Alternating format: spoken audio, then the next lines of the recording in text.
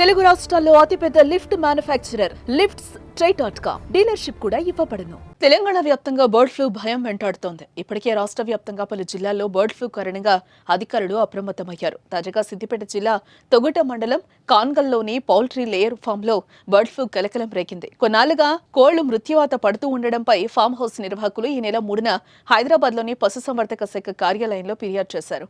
ఆ శాఖ అధికారులు ఇచ్చిన ఆదేశాల మేరకు సిద్దిపేట జిల్లా అధికారులు ఈ నెల 4న శాంపుల్ సేకరించి మధ్యప్రదేశ్లోని భోపాల్లో ఉన్న ల్యాబ్ కు పంపారు.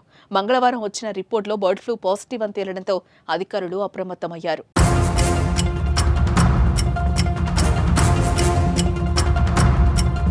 బర్డ్ ఫ్లూ అనే నిర్ధారణ కావడంతో దాదాపు 20 బృందాలను ఏర్పాటు చేసిన అధికారులు ఇవాళ్టి నుంచి లేయర్ ఫామ్లోని షెడ్లలో ఉన్న 1.45 లక్షల కోళ్లను చంపి పూడ్చిపెట్టేందుకు చర్యలు తీసుకుంటున్నారు. ఈ ప్రక్రియ వారం పాటు జరగనున్నట్లుగా తెలిసిందే.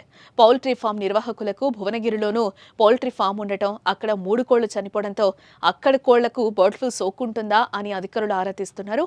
అలాగే కిలోమీటర్ పరిధిలో ఏవైనా కోళ్ల ఫారాలుంటే ఆ కోళ్లను కూడా చంపేయాలని పశు వైద్య అధికారులు చెబుతున్నారు.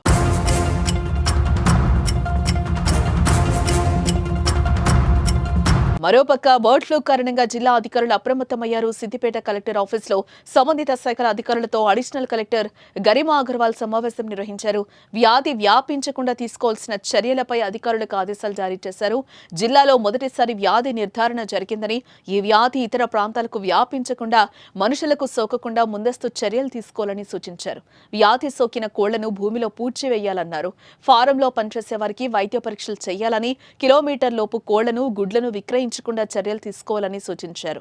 కోళ్ల ఫారం పరిసరాల్లో వాహనాల రాకపోకలు సాగకుండా చర్యలు తీసుకోవాలని ఆదేశించారు. ప్రజలకు అనుమానాలుంటే కంట్రోల్ రూమ్ నెంబర్ 8500404016 నెంబర్కు ఫోన్ చేయాలని సూచించారు.